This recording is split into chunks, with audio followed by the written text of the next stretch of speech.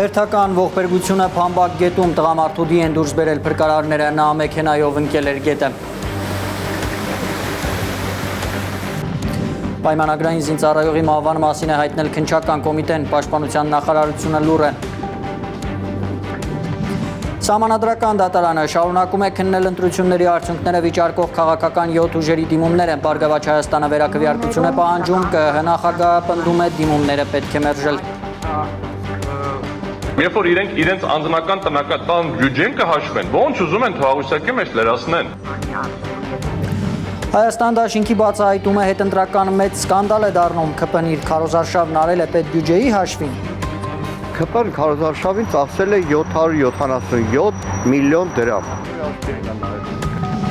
ՔՊ-ն ուզում է տոտալ վերահսկողություն ստանալ քաղաքացիների հեռախոսների նկատմամբ, իմեյի կոդերի գրանցման նախագիծ է դրվել շրջանառության։ Մեխանիզմը ստեղծում, որը կարող է օգտագործվել ավելի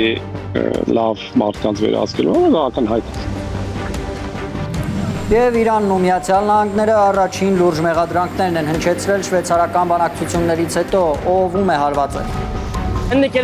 Նրանք դավաճանում են մեզ եւ մեր նահատակների արյունը։ Ժամի հիմնական նորությունները կհայտնի Հայլուրը, բարի երեկո հարգելի հեռուստադիտողներ, եւ այսպես Փամբակ գետում հերթական ողբերգության մասին է հայտնի դարձել։ Կեսօրին Շամշյանի հայտնած տեղեկությունը, թե Փամբակում տղամարդու դիկա հաստատել է ներքին գործերի նախարարությունը եւ մանրամասնել, որ վթարի հետևանքով է գետում հայտնվել զոհված տղամարդը։ Նրան փրկարարները դուրս են բերել Փամբակից, քիչ հետո գետում հայտնաբերել վթարի ենթարկված մեքենան, որի մեջ է եղել զոհը։ Մեքենայի վարորդին դեռ փնտրում է փրկարար ծառայությունը։ Ջրահեղձ եղած քույրերի որոնումներից 12 օր անց հերթական ողբերգությունն է եղել Փամբակում։ Կեսօրին փրկարարները տղամարդու մարմին են դուրս բերել Փամբակի չխաղաղվող ջրերից։ Հայլուրին ներքին գործերի նախարարությունից հայտնում են, որ գետում հայտնված տղամարդու մարմինը հատուկ ճոպանով են դուրս բերել փրկարարները։ Լուրեր են պտտվում, որ ջրահեղձ եղած տղամարդը գետում հայտնվել է վթարի հետևանքով։ Շամշյան կոմի տեղեկություններով տղամարդու դին գտնելու վայրից մոտ 700 մետր հեռու գետում Opel Magnishi ավտոմեքենա է հայտնաբերվել։ Նախնական տեղեկություններով մեքենայում եւս մեկ ուղևոր է եղել։ Ներքին գործերի նախարարությունը հաստատում է լուրը, հայտնում, որ փրկարարները եւ համայնքային ոստիկանները գետից դուրս են բերել նաեւ մեքենան, իսկ գետում հայտնված մյուս տղամարդուն դեռ որոնում են։ Դուրս է եկել երթևեկելի գոտուց ու հայտնվել Փամբակ գետում։ Ֆոտոլրագրողի տեղեկություններով Եղեգնուտի այս ճանապարհահատվածում է Opel-ը դուրս եկել երթևեկելի գոտուց եւ հայտնվել գետում։ Մեքենայի հարվածից բետոնե հենապատը տեղաշարժվել է։ Տարիներ առաջ այստեղ վթարի հետևանքով 4 մարդ էր մահացել։ Վարար Փամբակում են հիմա նաև Սևանի ջրասուզակները։ Նրանք որոնումները սկսել են գետի այն հատվածից, որտեղ գտել են վթարված մեքենան։ Ընդամենը օրեր առաջ փրկարարները Փամբակից դուրս էին բերել գետնն ընկած 7 եւ 13 տարեկան քույրերի։ Դպրոցական աղջնակները փորձել էին իրենց ճանապարհն անցնել 5 մետրանոց Մահաբեր խողովակի վրայով ու ջուրն էին ընկել։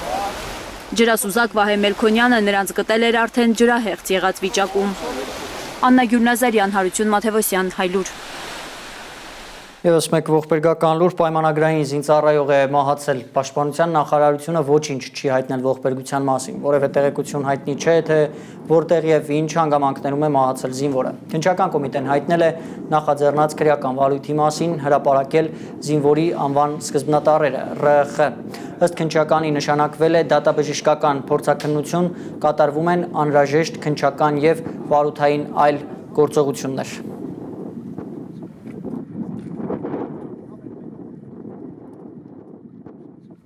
Սահմանադրական դատարանը երկրորդ օրն է քննում է ընտրությունների արդյունքները վիճարկող քաղաքական 7 ուժերի դիմումները։ Այսօր Բարգավաճ Հայաստանն է ներկայացրել իր դիմումի փաստարկները, մնացած 6 ուժերը նախորդին ավարտել էին հիմնավորումների հրապարակումը։ Բարգավաճ Հայաստանը պնդում է պետք է վերաքվեարկություն նշանակել այն 3 ընտրատեղամասերում, որոնց քվեարկության արդյունքներն անվավեր ճանաչելու պատճառով կուսակցությունը զրկվել է խորհրդարանական մանդատներից։ ԲՀԿ-ի ներկայացուցիչներից հետո կենտրոնական ընտրական հանձնաժողովն է ներկայացրել իր բացատրությունները։ Վահագն Հովակիմյանը հայտարարել է, թե ընտրությունների արդյունքների ամփոփման որոշումը կայացվել է ընտրական օրենսգրքի պահանջների պահպանմամբ եւ բարձր դատարանին խնդրել է մերժել 7 քաղաքական ուժերի դիմումները։ Բոլոր քաղաքական ուժերը պատրաստվում են խաղալ ֆուտբոլ։ Եկան աշխարհի չեմպիոնատ։ Սահմանադրական դատարանում ընտրությունները ֆուտբոլի հետ համեմատությամբ է սկսում բացատրությունների փուլը ԲՀԿ ներկայացուցիչ Արամ Օրբելյանը։ Պարզվեց, որ դիմացի կողմը ասելա չէ, որ ասել են ֆուտբոլ, այդքան էլ ֆուտբոլ չի, դա ամերիկյան ֆուտբոլ է։ Ես բերել եմ մարդիկ, ովքեր հագել են սաղավարտներ ու ձեզ ծեծելու են։ Ասում ենք, բայց մենք գնդակը ոտով ենք պարապել խաղալ, ասում են, չէ, ոտով չկա ձեռով։ Ասում ենք, լավ, կլի մենք էլ էլի ուժեղ տղաներ ունենք, իրանք էլ կան ֆուտբոլ խաղան ձեր նման, ասում են, չէ, դուք չեք կարող խաղալ։ Այս սա է տեղի ունեցել։ Օրբելյանի համոզմամբ ընտրությունները տեղի են ունեցել խիստ անհավասար պայմաններում ու հիմա Հայաստանի պատմության մեջ առաջին անգամ ընտրություններից հետո սահմանադրական դատարանում պայքար են մղում ոչ թե հաղթանակի, այլ ընդամենը 4-րդ տեղի համար, որը վաստակել է Բարգավաճ Հայաստան կուսակցությունը ըստ փաստաբանի։ Սա առաջին գործն է։ Հայաստանի Հանրապետության պատմության ընթացքում նման գործ չի եղել։ Միշտ պատմականորեն կարակ բացեք նայեք։ Խաղարկվել է աշխարհի չեմպիոնի կուբկը, հա, այսպես ասած, գավաթը, միշտ գավաթի խաղարկությունը վիճարկվել է այստեղ։ Մենք հիմա ի հավելում են նրան, որ կանոնները ամբողջությամբ խախտված են, վիճարկում ենք փոքր բրոնզ։ Մենք հիմա քննարկում ենք ոչ միայն, որ գավաթը տվեք մեզ, Բարգավաճ Հայաստան կուսակցությունը այս պահին եւ 59,000 քաղաքացիներ ասում են, մենք այս պահին չենք հավակնում աշխարհի գավաթին։ Այ մենք կգանք կհասնենք այդ գավաթին ինչ-որ մի փուլում, մեզ տվեք մեր բրոնզը, փոքր բրոնզը, 4-րդ տեղի համարավեճը։ Ընտրողների, կտրոնների եւ ստորագրությունների թվի անհամապատասխանություն, սխալ լրացված արձանագրություններ ու անթիվ բացթողումներ, որ տեղի են ունեցել, որովհետեւ այսօր սահմանադրական դատարանում նստած պատասխանող կողմը ծայրահեղ անպատասխանատու է վերաբերվել իր աշխատանքային պարտականություններին, կարծում է ԲՀԿ ներկայացուցիչը։ Այսպիսի խայտարակ աշխատանք կենտրոնական ընտրական հանձնաժողովը չի կատարել։ Առաջին օրը իսկ պարզ էր, որ այդտեղ կեղծված են թվերը։ Արձանագրության մեջ գրված է 100, կենտրոնական ընտրական հանձնաժողովը համարել է 10, գումարել է 10, թիվը արձանագրել։ Ինչի արդյունքում առաջին արձանագրության կեղծիքի պատճառով Բարգավաճ Հայաստան կուսակցությունը առաջին արձանագրության թվերով չի հաղթահարել 4%-ը։ Այնինչ թվերը ճիշտ արձանագրելու դեպքում թվերը ոչ թե վերահաշվար կամ ինչ ուղղակի են արձանագրության թվերը գումարելու դեպքում պարզ էր դառնում, որ Բարգավաճ Հայաստան կուսակցությունը 130 գումարած թվի քանակով ավել էր հավաքել 4%-ի շեմից։ Քվեարկության մասնակիցների ընդհանուր թիվը երկու արձանագրությունների միջև 1000-ով տարբերվում են։ Ընտրողների ստացված կտրոնների ընդհանուր թիվը երկու արձանագրությունների միջև 3400-ով տարբերվում են։ Չօգտագործված համարակալված կտրոնների ընդհանուր թիվը 1000-ով տարբերվում է։ Չօգտագործված ինքնասոսնձվող դրոշմանիշների ընդհանուր թիվը 1000-ով տարբերվում է։ Եվ ամենատաղանդավորը, ընտրողների ցուցակներում ընդգրկված ընտրողների թիվը 9-ով տարբերվում է։ Լավ, առաջին արձանագրության ժամանակ չգիտենք քանի հոգի ընդգրկված ցուցակներում։ Ընտրություն են կազմակերպում, չգիտենք քանի հոգի ներառված ցուցակներում։ Ընտրությունների արդյունքները սխալ են ամփոփվել, չի վերահսկվել ձայների հաշվարկը, համոզված է Օրբելյանը։ Պնդում է, որակավորումից պետք է զրկվեն ընտրական հանձնաժողովի անդամները։ Հաշվարկի մեխանիզմներում չկա վերահսկողական գործիքներ։ Անհնար է ստուգել ոնց են հաշվել, ոնց են գումարել։ Այս են դասական անեկդոտի օրինակն է, ասում են, ինչ ուզում ես արա, կարևոր այն ով է հաշվում։ Երբ որ իրենք իրենց անձնական տնական բյուջեն կհաշվեն, ոնց ուզում են թվաղուսակի մեջ լրացնեն։ Հաշվել են, վերահաշվարկել են, անվավեր են համարել ըստ ընտրական օրենսգրքի, վստահեցնում է պատասխանող կողմը։ Կենտրոնական ընտրական հանձնաժողովի նախագահի տեղակալ Նունե Հովհաննիսյանը բացատրում է, թե նորություն չէ անճշտությունների ինստիտուտը։ Կարող է ընտրողը կորցնի իր քվեարկության կտրոնը։ Բազմաթիվ են դեպքերը, որ մենք ունենք դեպք, երբ որ հնարավորության դեպքում մի րոպե փորձել են այդ խցիկում, որտեղ ընտրողը իր քվեարկությունը կատարել է, փորձել են այնտեղ հասկանալ, միգուցե կտրոն ընդեղ է թողել, որտեղ հետո նորից երկրորդ կտրոն տրամադրելը հնարավոր չի։ Ինչ վերաբերում է որ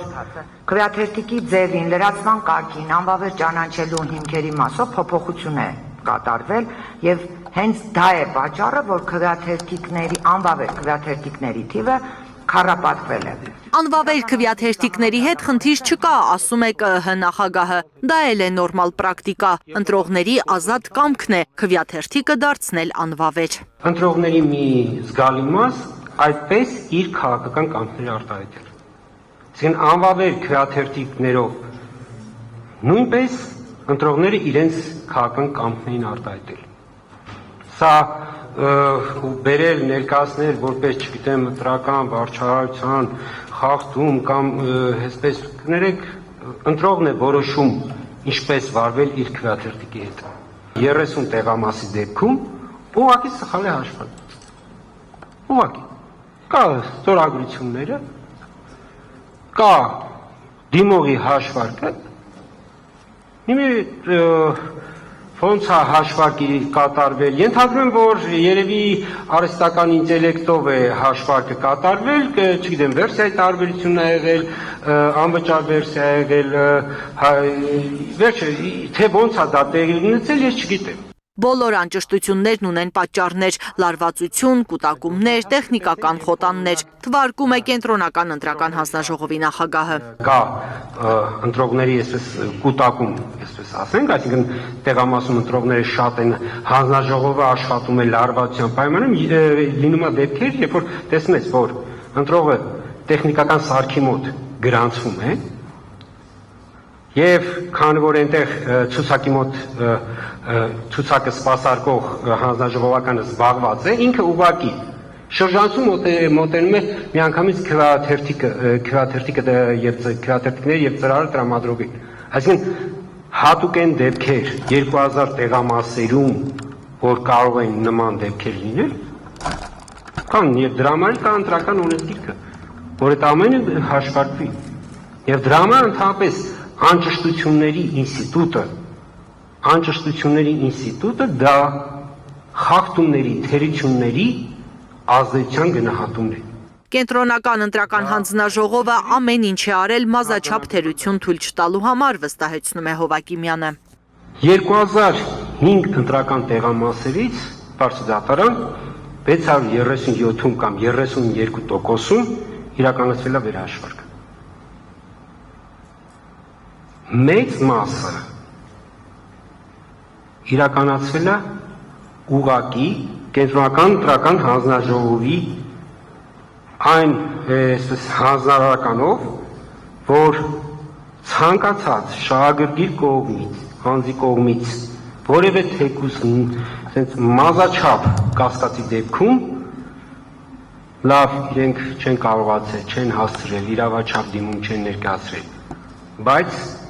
մեր հանձնարարականը եղել է անդրադարձային ընտրական հանձնաժողովներին ոչ մի կասկած չթողել չփարատված։ Մազաչափ թերություններ, որ եղել է, տեղում են ինչ-որ խնդիր եղել է, դա անմիջապես բարձրաձայնվել է ու մենք բոլոր նման դեպքերի հետևից գնացել ենք։ Կենտրոնական ընտրական հանձնաժողովին ուղղված Բարգավաճ Հայաստան կուսակցության հիմնական դիմումը 3 ընտրատեղամասերում վերաքվեարկություն իրականացնելու պահանջը ոչ օրինաչափ է համարում ԿԸՀ նախագահը։ Եթե ընտրությունների ընթացքում տեղի են ունեցել սույն օրենսգրքի այնպիսի խախտումներ, որոնք կարող էին ազդել ընտրությունների արդյունքների վրա, ապա Կենտրոնական ընտրական հանձնաժողովը որոշում է ընդունում առանձին ընտրական տեղամասերում վերաքվեարկություն անցկացնելու մասին։ Որպեսզի ԲՀԿ-ն հաղթահարի 4%-ի շեմը անհրաժեշտ է 58308 ձայն, ասում է Հովակիմյանը, բայց իր բնորոշմամբ Հայաստանի Հանրապետության քաղաքացիների կամքը այլ է եղել։ Ես չեմ ասում, ես ընկալում եմ ասենք այդ հույզերը, բայց Հայաստանի Հանրապետության քաղաքացիների կամքը այսպիսին է, թվային արտահայտությունը այսպիսին է, եւ սա է Հայաստանի Հանրապետության քաղաքացիների կամքը։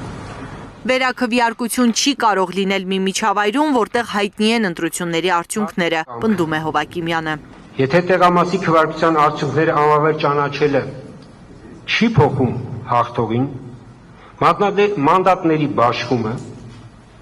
ընտրական շեմի հաղթահարման հարցը կամ առաջացնում ընտրությունների այլ իրավական հետևանք, ապա այդ դեպքում վերաքվեարկությունը կարող է չծառայել վերջնական իրավական արդյունքի վերականգնմանը, այլ միայն ստեղծել նոր քաղաքական եւ իրավական ռիսկներ։ Կենտրոնական ընտրական հանձնաժողովը չի ընդունում 7 քաղաքական ուժերի սահմանադրական դատարան ներկայացրած բոլոր դիմումները։ Պատասխանող կողմը կենտրոնական տրական հանձնաժողովը մերժում է ներկայացված դիմումների բոլոր 7 դիմումները ամբողջությամբ։ Գտնում է, որ վիճարկվող որոշումը մեր կենտրոնական տրական հանձնաժողովի վիճարկվող որոշումը իրավաչափ է։ Կայացրել է Հայաստանի Հանրապետության ընտրական օրենսգրքի պահանջների պահպանմամբ, ուստիև խնդրում ենք դիմումները մերժել, իսկ կենտրոնական տրական հանձնաժողովի 1406 2026 թվականի 259-ա որոշումը թողնել ուժի մեջ։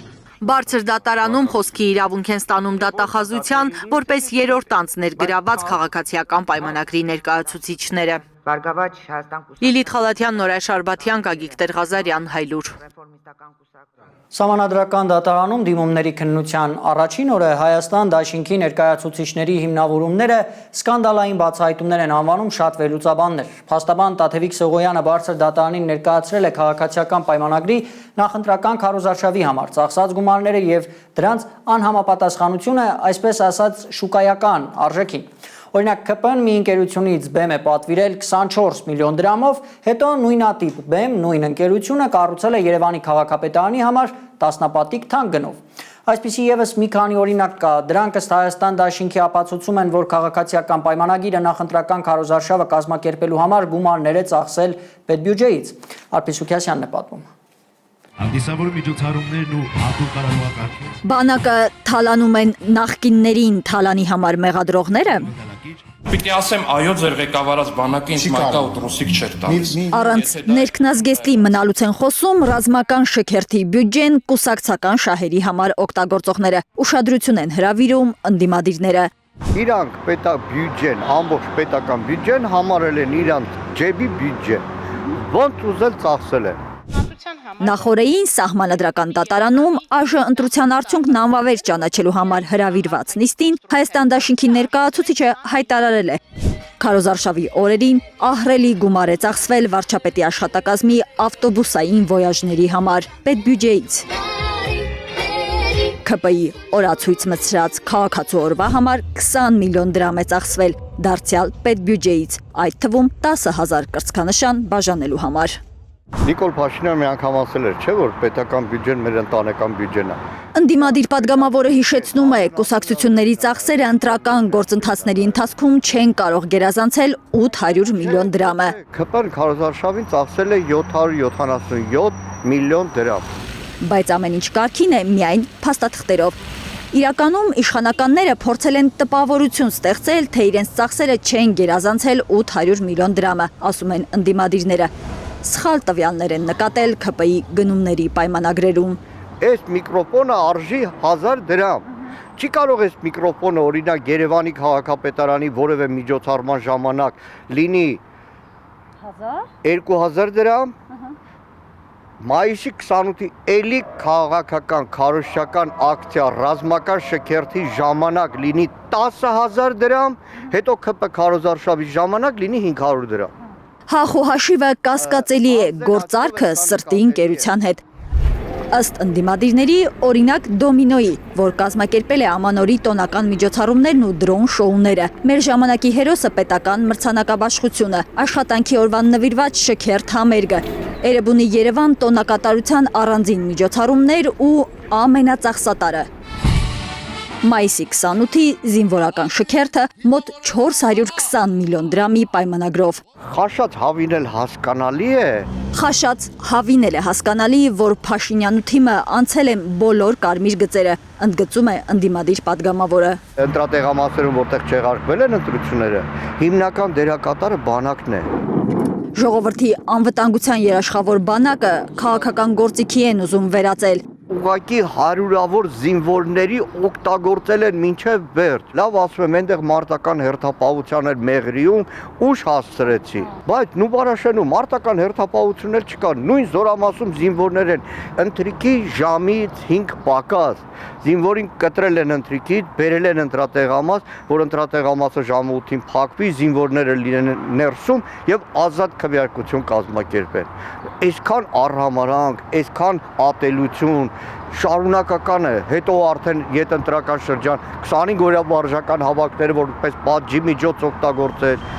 Էլ որն ասել։ Ընդդիմադիրներն ասում են, պատահական չէ, որ դիսկոմֆորտի մեջ են իշխանականներն ու հատկապես ԿԸՀ ներկայացուցիչները։ Կենտրոնական ընտրական հանձնաժողովի նախագահի տեղակալ Նունե Հովանիսյանն է։ Քիչ անց Հայաստան դաշինքի ներկայացուցիչ Հովանես Խուդոյանը սահմանադրական դատարանում հայտարարելու է. ընտրական մատյաններում արձանագրել են ավելի քան 27,000-ով պակաս ստորագրություն, քան ընտրողների թիվն է։ Արփյուս Քեսյան, Նորայր Շարբաթյան, Հարություն Մաթևոսյան, Հայլուր։ Հարգելի հեռուստադիտողներ, ինչպես հայտնել ենք, Սահմանադրական դատարան ընտրությունների արդյունքների վերաբերյալ վեճի մասին որոշումը պետք է հրապարակի հուլիսի 4-ին։ Դա Սահմանադրությամբ ամրագրված վերջնաժամկետ է բարձր դատարանի համար։ Եվ հայտնի է դարձել, որ այդ վերջնաժամկետից 2 օր առաջ, հուլիսի 4-ին,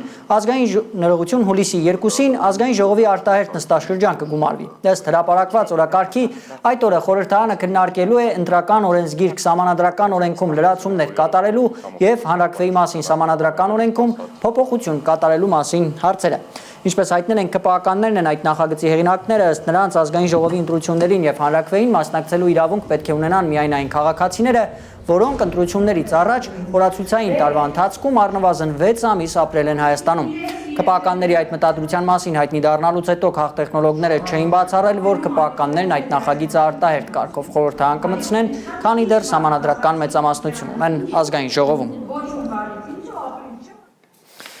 ԿՊԱ-ականների մեկ այլ նախագիծ համացանցում լայն քննարկումների պատճառ է դարձել։ Արդյոք կառավարությունը մտադրվել է տոտալ վերահսկողություն ստանալ քաղաքացիների հեռախոսների նկատմամբ։ Կասկածները սրվել են, երբ հայտնի է դարձել, որ Հայաստանում բջջային հեռախոսների email կոդերի գրանցման նոր պարտադիր համակարգ ներդնելու մասին նախագիծ է պատրաստել կառավարությունը։ Ըստ մասնագետների այդ համակարգի ներդրմամբ կառավարությունը, իրավապահները հնարավորություն կունենան օրինակ զրկել քաղաքացիների հեռախոսները կապից, նույնականացնել հեռախոսը եւ դրանից օգտվող քաղաքացուն, եթե նույնիսկ դրանում այլ քաղաքացու անունով SIM քարտ է գործում, եւ տեղորոշել, թե հանրապետության որ հատվածում է մարդն օգտվում իր հեռախոսից։ Ինչ վտանգներ կան այս ամենում, փորձել է պարզել Լանա Համբարձումյանը։ Տոտալ վերահսկողություն Հայաստանում քո հեռախոսի միջոցով։ Փորձագետներն ահազանգում են, իշխանությունը փորձում է վերահսկել քո ամեն քայլը, իմանալ թե որտեղ ես գնում կամ ում հետ ես խոսում։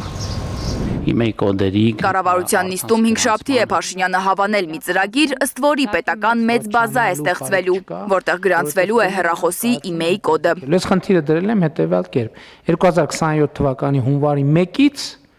պետքա որոշումը ուժի մեջ մտնի եւ պետքա աշխատի։ Email-ին հեռախոսի դա նույնն է, ինչ օրինակ մեքենաների VIN կոդը, այսինքն դա կոնկրետ սարքին իդենտիֆիկացնող 15 նիշանոց թիվ է։ Email կոդին կցվելու են անձնագիրը, SIM, eSIM քարտերը, անձնական տվյալները։ Բոլոր հեռախոսները պետք է գրանցվեն պետական միասնական այդ բազայում։ Մարդիկ գնալու են, գրանցելու են իրենց հեռախոսները եւ միասնական բազա լինելու, որտեղ լինելու է հեռախոսի email-ին, SIM քարտը, անձնագրի տվյալները, պլյուս նաև սահմանի հատման տվյալներն են դրան կցվելու։ Չգրանցելու դեպքում հեռախոսից անհնար կլինի օգտվելը, ասում է մեդիափորձագետ Սամվել Մարտիրոսյանը։ Բացատրում, բջջային օպերատորը 30 օր հետո, եթե տեսնի, որ դեռ գրանցված չէ հեռախոսի email-ին, անջատելու է հեռախոսահամարը։ Ինչպես Փաշինյանն է ասել, հեռախոսն այդ դեպքում միայն պոպոկ ջարդելու համար է պետք լինելու։ Հայաստանի Հանրապետության տարածքում չի աշխատելու, այսինքն դրանով մաքսիմալ կարելի է պոպոկ կոտրել։ Հիմա առաջարկվում է ստեղծել միասնական բազա, այսինքն որպեսզի բոլորի հեռախոսները իրանց գրանցվի, ոնց որ մեքենաները, հա, VIN կոդը ձեր տեղ անձնագրի մեջ ֆիքսվում է ու երևում է, որ այս մեքենան պատկանում է այս մարդուն, այս VIN կոդով։ Հիմա լինելու է այնպես, որ այս սմարթֆոնը պատկանում է այս մարդուն։ Դա նաև նշանակում է, որ դուք եթե օրինակ հանեք SIM քարտը ու մեջը դնեք վրացական SIM քարտ օրինակ roaming-ով, մեկը իրանք կիմանան, որ դա դուք եք։ Նաև զբոսաշրջիկները Հայաստան եկող բոլոր մարդիկ պետք է գրանցեն այդ համակարգում իրենց հեռախոսները։ Конечно, это печально. Իհարկե դա շատ տխուր է, շատ վատ է, ինչպես հայերի, այնպես էլ տուրիստների համար։ Մենք էլ առանց հեռախոսի Հայաստան կգնանք։ Միմյանց հետ էլ ինչպես նախնադարում փոստատար աղավնիների միջոցով կշփվենք։ Глубинная почта. Եթե 2.5 միլիոն օգտատիրոջ տվյալ պարունակող այդ բազան հանկարծ խափանվի, օպերատորները ստիպված են լինելու անջատել ձեր կապը։ Facebook-ի իր էջում գրում է մեդիափորձագետ Արթուր Պապյանը։ Սև բջջային հեռախոսների շուկայի դարաշրջանը։ Նիկոլ Փաշինյանը 5 շաբթի հայտարարել էր, թե այս նոր համակարգը մաքսանենգությունը կանխելու համար է անհրաժեշտ։ Առնչություն չունի։ Ախր Խնդիրը նայում է, որ բջջային հեռախոսների ներմուծումը մաքսատուրք չունի, այսինքն մենք պայքարում ենք ինչ-որ բանի հետ, որը չկա։ Փաստացի եզրահադրությամբ հեռախոսները մաքսանենգությամբ չեն մտնում, այլ մարդիկ ուղղակի առնում են տնեցիկի համար բերում են դրսից։ Մեծ է նաև հաքերային հարձակման ռիսկը, ասում է Սամվել Մարտիրոսյանը։ Ըստ մեդիափորձագետի, մեկ բազայում հավաքագրած տվյալները հեշտությամբ կարելի է կոտրել։ Պլյուս այստեղ նաև ռիսկը ավելանում այն առումով, որ այդ տվյալները ինչ-որ երրորդ կողմի կոմերցիոն ընկերության է տրվում, պլյուս այդ ընկերությունը նաև թույլտվություն ստանալու այս նախագծի ինչ-որ կոմերցիոն նպատակներով այդ տվյալները երրորդ կողմին վաճառի։ Ոչ թե մաքսանենգությունը կանխելու, այլ ցուցարարների կամ քննադատող լրագրողների տեղը գտնելու գործիք է դառնալու email համակարգը, նկատում են փորձագետները։ Սիրտս վկայում է, եթե խոսքը ցուցարարների կամ քննադատ լրագրողների մասին լինի, 5 րոպեից իմերով տեղը կհայտնաբերեն ու մասկի շոու կանեն։ Մեխանիզմը ստեղծում, որը կարող է օգտագործվել ավելի լավ մարդկանց վերահսկելու համար ակնհայտ է։ Հիմա կօգտագործվի այդ մեխանիզմը թե չէ ուրիշ հարց, բայց եթե ես լինեի ուժայինների տեղը, բնականաբար կօգտագործեի, ինչ չօգտագործես, եթե կա։ Անգամ լրագրողների աղբյուրները բացահայտելը հնարավոր կդառնա, եթե այդ համակարգը գործարկվի Հայաստանում։ Մարդկանց վերահսկելու, օրինակ նույն լրագրողներին հետևելու, ձեր գաղտնի աղբյուրներին բացահայտելու, հազարը մի վատ հնարավորություն կա։ Սամվել Մարտիրոսյանն ասում է, որ ժողովրդավարական պետություններում այսպիսի համակարգեր չկան։ Օրինակ Թուրքիայում եւ Ադրբեջանում կան։ Այն ցանկը, որ նայում եք, թե որտեղ է ներդրված, հենց ոչ լավ հարևանության մեջ չենք հայտնվելու էլի։ Արտաքին լուրջ վտանգներ էլ կան։ Մեկ բազայում Հայաստանի քաղաքացիների անձնական տվյալները կարող են հրապուրիչ լինել, օրինակ ադրբեջանցի հաքերների համար։ Դեռ 2020-ին COVID-ի ու 44-օրյա պատերազմի ժամանակ բազմաթիվ հայերի տվյալների արտահոսք էր եղել ադրբեջանական մեդիայում։ Մեդիափորձագետը հույս ունի, որ կառավարության հավանությանն արժանացած այս ծրագիրն այդպես էլ թղթի վրա գրված կմնա։ Լանա Համբարձումյան, Միլենա Պողոսյան, Անի Ղանդիլյան, Հայլուր։ Շարունակենք, սկանդալային արձագանք է հնչել Հայաստանի արտգործնախարարությունից Իսրայելի կողմից հայոց ցեղասպանությունը ճանաչելու նախաձեռնության մասին Նյուզեյեմի հարցին։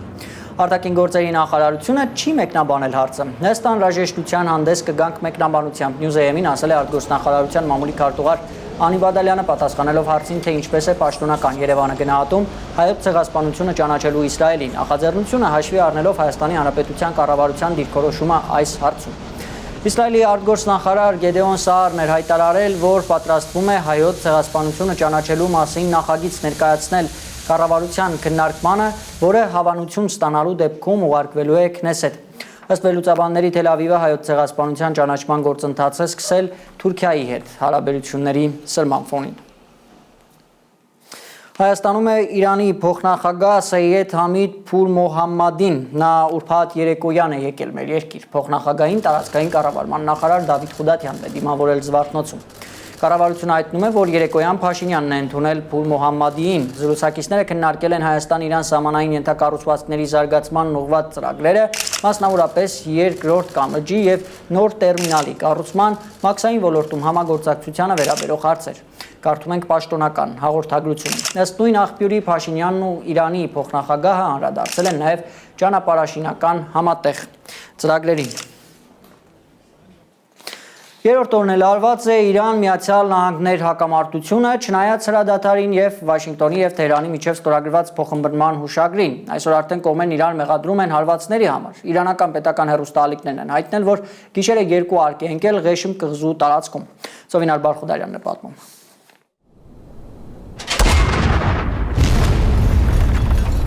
Մերձավոր արևելքում իրավիճակը կրկին լարվել է, չնայած Վաշինգտոնի եւ Թեհրանի միջև ստորագրված փոխըմբռնման հուշագրին։ Թրամփը հայտարարել է, որ Իրանը Հորմուզի նեղուցով անցնող բեռնատար նավերի ուղղությամբ 4 հարվածային անօդաչու է արձակել։ Նրա խոսքով դրանցից մեկը վնասել է բեռնատար նավի վերին տախտակամածը։ Սակայն նավը շարունակել է երթը։ Մյուս 3 անօդաչուները Թրամփի պնդմամբ խոցել են ամերիկյան ուժերը։ Միացյալ Նահանգների նախագահը տեղի ունեցածը որակել է հրադադարի համաձայնագրի կոպիտ խախտում։ Իրանը պաշտոնապես չի արձագանքել հայտարարությանը։ Ավելի վաղ Թեհրանը վերահաստատել է, որ իրեն է պատկանում Հորմուզի նեղուցով նավարկությունը վերահսկելու իրավունքը եւ զգուշացրել է Պարսից ծոցի երկրներին չաջակցել Միացյալ Նահանգներին։ Այս հայտարարությունը հնչել է Օմանի մերձակայքում բրիտանական բեռնատար նավի վրա 5 շաբթի տեղի ունեցած հարձակումից 1 օր անց։ Իրանցիներն այդ միջադեպը ներկայացրել են որպես համարժեք պատասխան, ընդգծելով, որ Հորմուզի նեղուցով նավերի անցումը պետք է իրականացվի միայն իրանական իշխանությունների սահմանած միջանցքով եւ Թեհրանի համաձայնությամբ։ Թեհրանը շարունակում է պնդել, որ նեղուցը փաստացի գտնվում է իրենց վերահսկողության տակ եւ այդ իրավիճակը չի փոխվելու։ Միջադեպից հետո ԱՄՆ կենտրոնական հրամանատարությունը հայտարարել է, որ հարվածներ է հասցրել Իրանում հրթիռների եւ անօդաչու թռչող սարքերի պահեստներին, ինչպես նաեւ նեղուցի մերձափնյա ռադարներին։ Իրանի Իսլամական հեղափոխության պահապանների կորպուսն էլ հայտարարել է, որ պատասխան հարվածներ է հասցրել տարածաշրջանում ամերիկյան դիրքերին։ Փոխադարձ հարվածներին ու մեղադրանքներին արձագանքել է ԱՄՆ փոխնախագահ Ջեյ Դի Վենսը։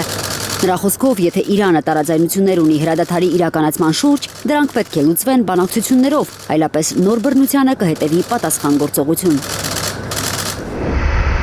Հերթական լարվածության ֆոնին ՄԱԿ-ի միջազգային ծովային կազմակերպությունը ժամանակավոր դադարեցրել է Հորմուզի նեղուցում գտնվող մոտ 11,000 նավաստիների տարհանումը։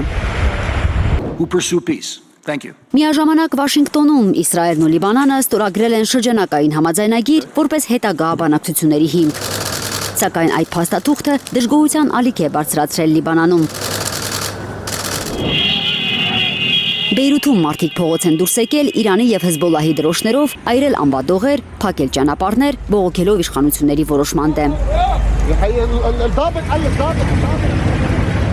Իմ միակ սխալն այն էր, որ ես պաշտպանեցի իմ հողը, իմ տունը, իմ կնոջն ու երեխաներին։ Ես սովորական մարդ եմ։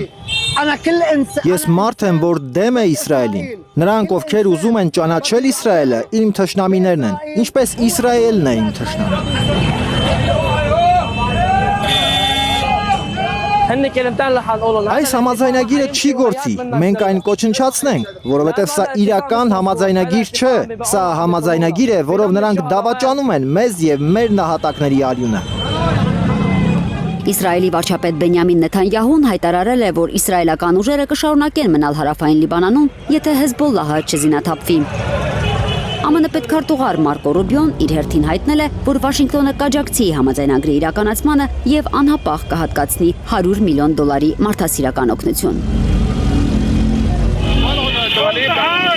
Սովինար Բարխուդարյան, Անի Ղանդիլյան, Հայլուր։ Հարգելի հեռուստադիտողներ, Իրան-Միացյալ Նահանգներ լարվածության մասին Սովինար Բարխուդարյանի անդրադարձը մենք դիտում էինք Հայլուրի վերլուծաբան Իրանագետ քրդագետ Սաթենիկ Թարվելյանի հետ, այս պահին նրա հետ կզրուցենք այս նոր զարգացումների մասին։ Բարի երեկո, Սաթենիկ։ Սաթենիկ, տպավորություններ, որ Իրան-Միացյալ Նահանգներ բանակցություններում, այսպես ասած, սառույցը հալվում է, ի վերջո ինչու են կրկին կողմերը այսպես հարվածներով փոխանակվում։ Ալբերտ, սա բնական ընթացք է։ Իհարկե ընդունելի չէ, որ հակամարտության կողմերը խախտում են հրադադարի պայմանները, հուշագրի կետերը, սակայն հաշվի առնելով լարվածության ծավալուն լինելու փաստը սպասելի էր։ Իդեպ այսօր Իրանի արտգործնախարարությունը դատապարտել է Միացյալ Նահանգներին Իրանի հարավային հատվածների դեմ գործողությունների համար եւ մեղադրել հուշագրի առաջին կետը խախտելու մեջ։ Իսկ Իրանի հոգեվոր առաջնորդի խորհրդական Մոհսեն Ռեզային մեղադրել է Միացյալ Նահանգներին Հորմուզի նեղուցում լարվածություն ստեղծելով հուշագրի 5-րդ կետը խախտելու մեջ։ Իսկ ինչ պատասխան հարվածներ է Իրանը հասցրել, հայտնի է։ Այո, Իրանը հարվածել է այսօր կեսգիշերն առավոտյան Բահրեյնում ամերիկյան ծովային ռազմական օբյեկտներին, ռազմաբազային, 19 լրատվական գործակալությունը հղում անելով The Wall Street Journal-ին գրել է, որ ռազմաբազան զգալիորեն տուժել է։ Առհասարակ իրանցիներին նյարդայնացնում են փաստը, որ հենց մուսուլման պետություններն են թույլ տալիս Միացյալ Նահանգներին օգտագործել իրենց տարածքները Իրանի դեմ հարվածելու համար։ Սատենիկ, իսկ սա ինչ է նշանակում։ Հնարավոր է, որ սրանով այսպես բանակցային գործընթացը ավարտվի եւ վերսկսվեն ակտիվ արդեն ռազմական գործողություններ։ Կուզենայի ասել Ալբերտ, որ հակամարտող ուժերը նոր լայնածավալ պատերազմ չեն սկսի, սակայն չեմ համարձակվի հաշվի առնելով նրանց անզիջում պայքարը, հատկապես կան խոսակցություններ, որ Միացյալ Նահանգները նպատակ ունի փոխել Մերձավոր Արևելքում իր ռազմաբազաների վայրերը, կան խոսակցություններ, որ Միացյալ Նահանգներն ուզում է հիմնականում ծոցի երկրներից ռազմաբազաները տեղափոխել Իսրայել, ըստ որոշ աղբյուրների Վաշինգտոնը, Պենտագոնը քննարկում են Բահրեյնում ռազմական օբյեկտների վերազինման, իսկ Քուվեյթում եւ Սաուդյան Արաբիայում ռազմական ուժերի նվազեցման հնարավորությունը։ Միացյալ Նահանգները ռազմաբազաները Իսրայել տեղափոխելով կարծում եմ նպատակ ունի նվազեցնել իրանական հրթիռների հեռահարության հնարավորությունը, ավելի քիչ տուժելու համար։ Իսկ Հորմուզում ինչ իրավիճակ է այս պահին։ Հորմուզի նեղուցի փակ լինելու մասին տեղեկություններ չկան, ամենայն հավանականությամբ նեղուցը երթևեկելի է առևտրային նավերի համար, սակայն նշեմ, որ պաշտոնական Թեհրանը հերքել է այսօր Հորմուզի նեղուցում Միացյալ Նահանգների եւ Իրանի միջև ուղիղ կապի գիծ ստեղծելու մասին հայտարարությունը։ Շնորհակալություն Սատենիկ, հարգելի հեռուստադիտողներ, հիշեցնեմ Իրան Միացյալ Նահանգներ սրվող լարվածության մասին զրուցում էինք Հայլուրի վերլուծաբան իրանագետ քրդագետ Սատենիկ Թարվերդյանի հետ շարունակենք։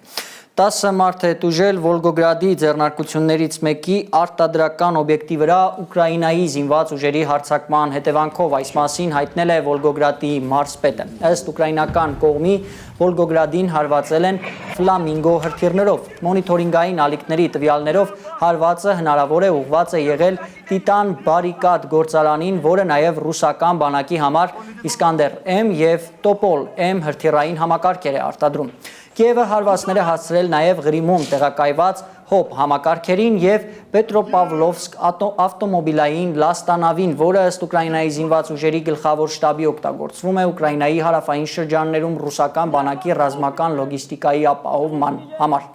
Այսօր ռուսական բանակը հայտարարել է Դնեպրոպետրովսկի մարզում եւս մեկ գյուղ իր վերահսկողության տակ վերցնելու մասին։ Հարգելի հեռուստադիտողներ, շնորհակալություն ուշադրության համար, կհանդիպենք